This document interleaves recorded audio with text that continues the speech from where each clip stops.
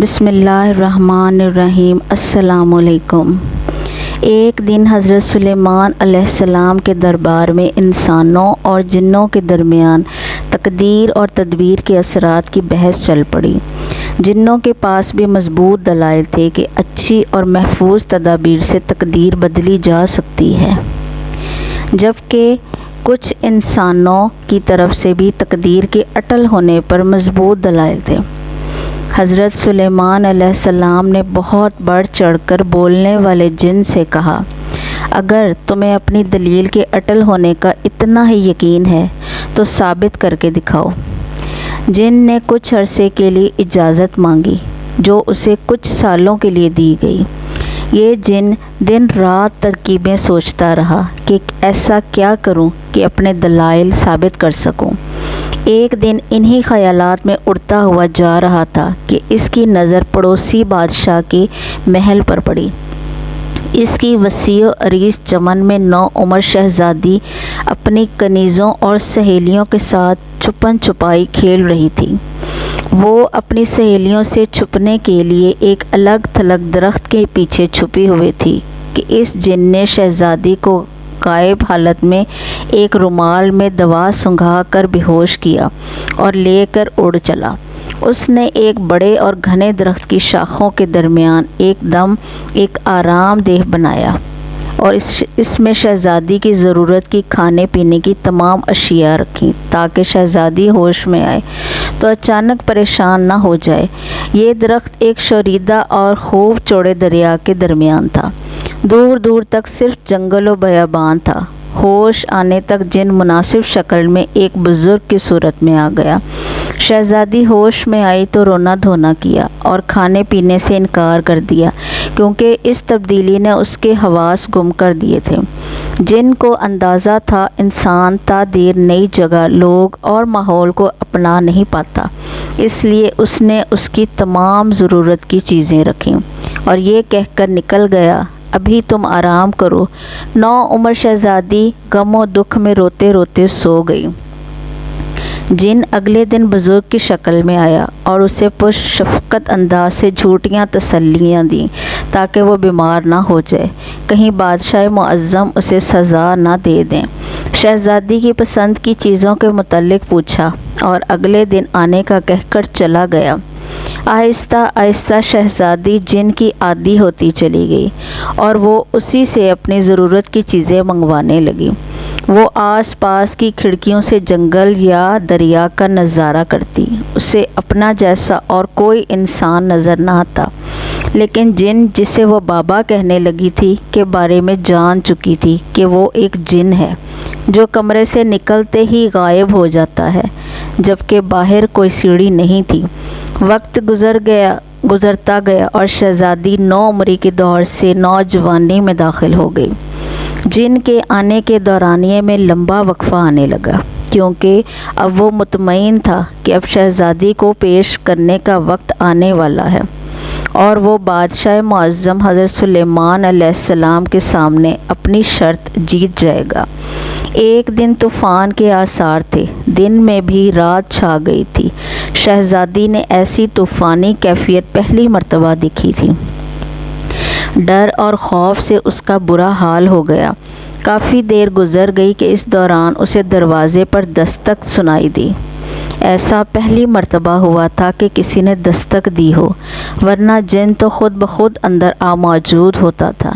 شہزادی نے خوف و دہشت سے پوچھا کون، تو اسے گھبرائی ہوئی آواز سنائی دی، ہمیں کچھ دیر کے لیے اندر پناہ دو، طوفان گزرنے تک ہم رکنا چاہتے ہیں۔ شہزادی نے دروازہ کھولا تو وہاں دو نوجوان بمشکل ٹہنی پر بیٹھے ہوئے تھے۔ دروازہ کھلتے ہی دونوں جوان اندر داخل ہو گئے۔ شہزادی نے ایک مدت کے لیے اپنے جیسے انسانوں کو دیکھا تو اسے اغوا ہونے سے پہلے کا وقت یاد آ گیا کہ انسان ایسے ہوتے ہیں۔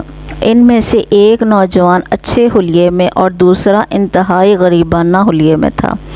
شہزادی نے امیر شخص کو، جو کافی زخمی تھا، کو اپنے پاس موجود مختلف دوائیاں دیں تو غریب آدمی نے اپنے ساتھی کی مرہم پٹی کی، کچھ کھانا کھایا اور آرام کرنے لگے۔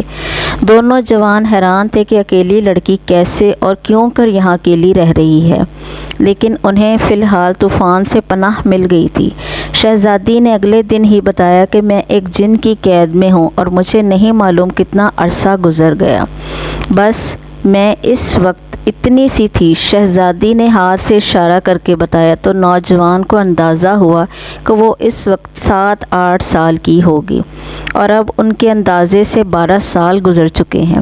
شہزادی جن کے آنے کے خوف سے انہیں جانے کا کہتی رہی، لیکن غریب لڑکے نے بتایا کہ یہ ایک ملک کا شہزادہ ہے اور میں اس کشتی کا ملا ہوں جس پر سوار ہو کر شہزادے ساتھیوں کے ساتھ مچھلیوں کے شکار کے لیے نکلے تھے کہ اس طوفان نے کشتی بری طرح تباہ کر دی۔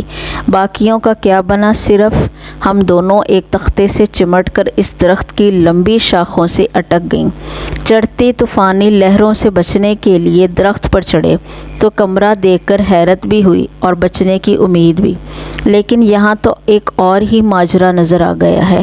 شہزادے نے کچھ بہتر ہونے تک ٹھہرنے کی اجازت چاہی۔ شہزادی نے بتایا کہ جن انہیں زندہ نہیں چھوڑے گا۔ حیرت انگیز طور پر جن کے آنے کا وقفہ لمبا ہوا اور اس دوران شہزادہ بہتر ہو گیا، اور وہی ہوا جو تقدیر نے رنگ دکھانا ہوتا ہے کہ شہزادی اور شہزادے کی آپس میں دلچسپی دیکھ کر سادہ دل ملاح نے کہا، جناب علی، میں آپ دونوں کا نکاح کر دیتا ہوں، کیونکہ آپ کا اس طرح یہاں اکیلا رہنا ٹھیک نہیں۔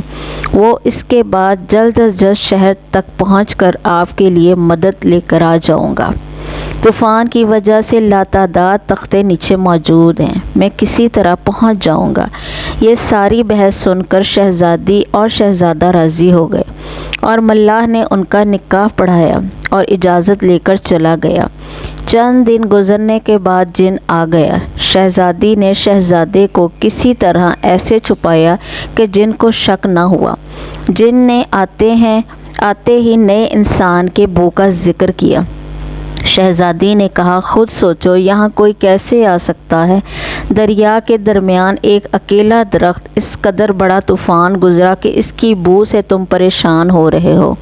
جن کچھ مطمئن کچھ غیر مطمئن ہوا اور شہزادی تک کھانے پینے کی چیزیں پہنچا کر واپس چلا گیا کہ آج کل دربار میں میری ذمہ داریوں میں اضافہ ہو گیا ہے، اس لیے میرے آنے کا وقفہ لمبا ہوگا۔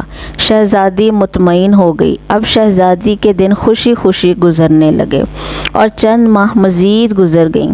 شہزادے کی بہتر صحت کے بعد ضد تھی کہ ہم دونوں فرار ہو جائیں، لیکن شہزادی جانتی تھی کہ جن ہر جگہ اسے تلاش کر لے گا اور شہزادے کو نقصان پہنچائے گا۔ شہزادے کو ملاح پر بھی حیرت تھی کہ وہ آج کئی مہینوں سے مدد لینے گیا ہے اور واپس نہیں پلٹا۔ اب شہزادی ماں بننے والی تھی۔ شہزادہ سخت پریشان تھا کہ وہ اکیلے سب کچھ کیسے سنبھال سکے گا کہ شہزادی کو جن کے آنے کا احساس ہوا، جو اسے اندازہ ہو جاتا تھا۔ شہزادہ فوراً چھپ گیا اور جن نے شہزادی سے آ کر کہا، تیار رہنا، میں تمہیں اس کمرے سمیت اٹھا کر آج بادشاہ سلامت کے حضور پیش کرنے جا رہا ہوں۔ یہ ایک شرط تھی جو میں نے جیتنی تھی اور اب میں جیت گیا ہوں۔ اب تمہیں شاہی دربار میں لے جانے آیا ہوں۔ شہزادی حیران و پریشان تھی کیونکہ اس کے بچے کی پیدائش کا وقت قریب تھا۔ جن نے ایک نعرہ بلند کیا اور کمرہ ہاتھوں میں اٹھا کر پرواز شروع کر دی۔ چند منٹوں میں جن بادشاہ وقت حضرت سلیمان علیہ السلام کے دربار میں پہنچا اور فاتحانہ انداز میں درباریوں سے مخاطب ہو کر کہا کہ 12 سال بعد تقدیر اور تدبیر کی جو بحث چلی تھی کہ جو لکھا گیا وہ بدل نہیں سکتا، میں نے فلاں بادشاہ کی بیٹی کو اغوا کیا جس کی منگنی فلاں بادشاہ کے بیٹے سے ہو چکی تھی، لیکن اب اس شہزادے کی کشتی کے حادثے میں انتقال کی تصدیق کروا لی تو مجھے احساس ہوا کہ اب شہزادی کی شادی کہیں اور ہو سکے گی اور ہم تقدیر کو تدبیر سے بدل سکتے ہیں، ورنہ اس شہزادی کی شادی اسی شہزادے سے ہو جانی تھی۔ حضرت سلیمان علیہ السلام نے دروازہ کھولنے کا حکم دیا تو اندر سے ایک شہزادی کے بجائے 3 افراد برآمد ہوئے، شہزادی، شہزادہ اور ان کا بچہ۔ جن یہ سب دیکھ کر ششد رہ گیا۔ حضرت سلیمان علیہ السلام نے اس شہزادے سے پوچھا کہ تم اسی فلاں ملک کے شہزادے ہو؟ شہزادے نے شروع سے لے کر آخر تک سارا قصہ سنایا۔ جن حضرت سلیمان علیہ السلام کے قدموں میں گر گیا، لیکن حضرت سلیمان علیہ السلام نے اس کو عمر قید کی سزا دی کہ اللہ پر یقین محکم نہ ہو تو ایسی بحث میں قدرت کو چیلنج کرنے والی حرکت ناقابل معافی ہوتی ہے۔ شہزادی اور شہزادے کو ان کے لواحقین کے آنے تک شاہی مہمان خانے میں ٹھہرایا گیا۔